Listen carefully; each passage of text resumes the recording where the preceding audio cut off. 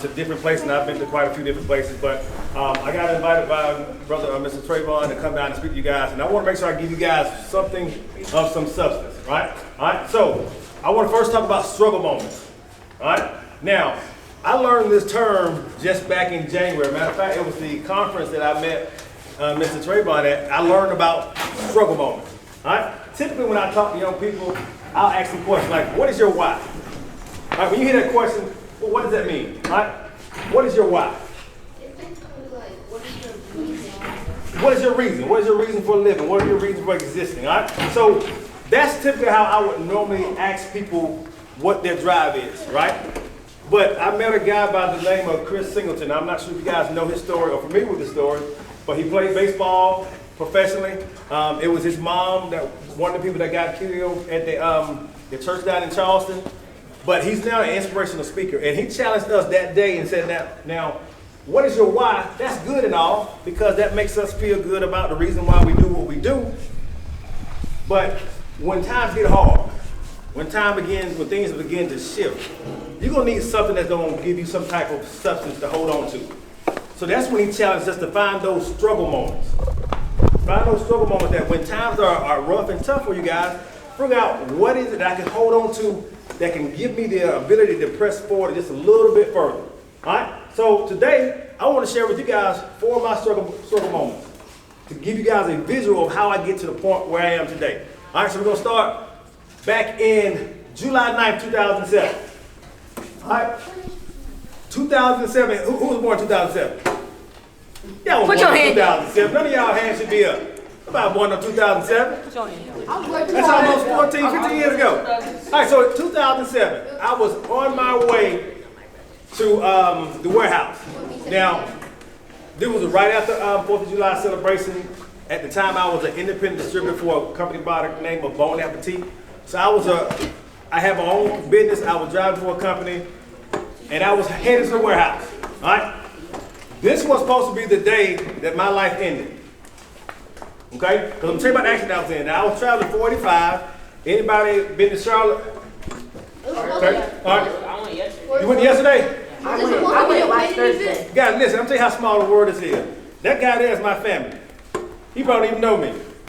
You know me? No. Caden, I'm your cousin, Craig's cousin. Bro. Yeah. His dad and I are first cousins. Yeah, so we people, you know. But I was traveling on 45 and I was headed to the warehouse. Now I'm trying to get to the warehouse, everybody's trying to get to the airport. It's a very, very busy interstate. I'm going 75, 80 miles per hour. Again, I wasn't speeding because that's the speed limit. It's a 45, right?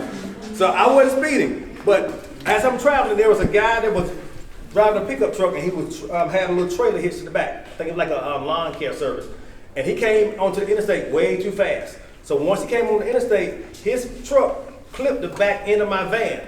So my van immediately went into a tailspin, and it went across 3 lanes of traffic.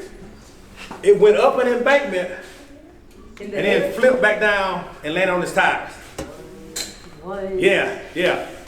Now, after hearing all that, it didn't flip. No flip? I didn't flip. So after hearing all of that, how many of you guys think I broke a leg?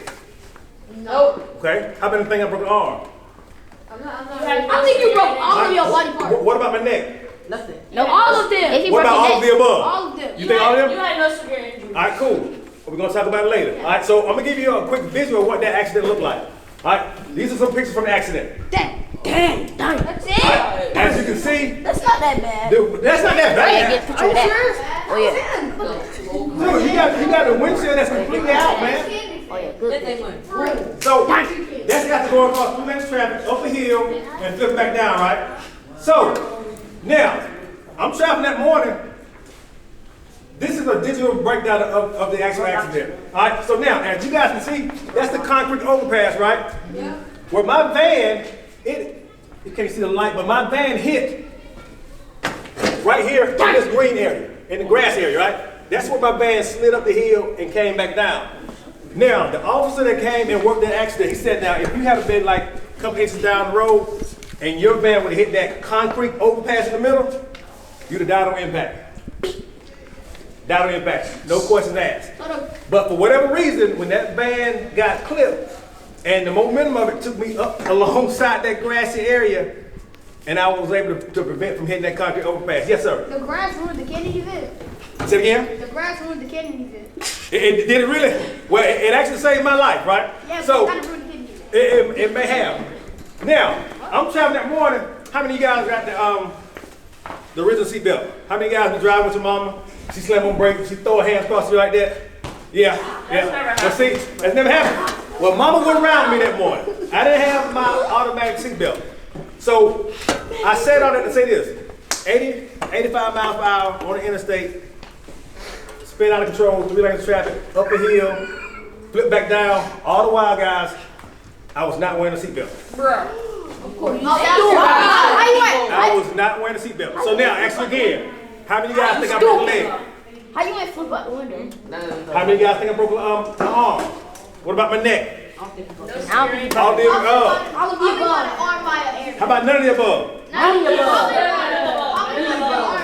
Contrary to most belief, Wait, no. I walked away. Arm. I walked away with nothing but scratches. Yeah.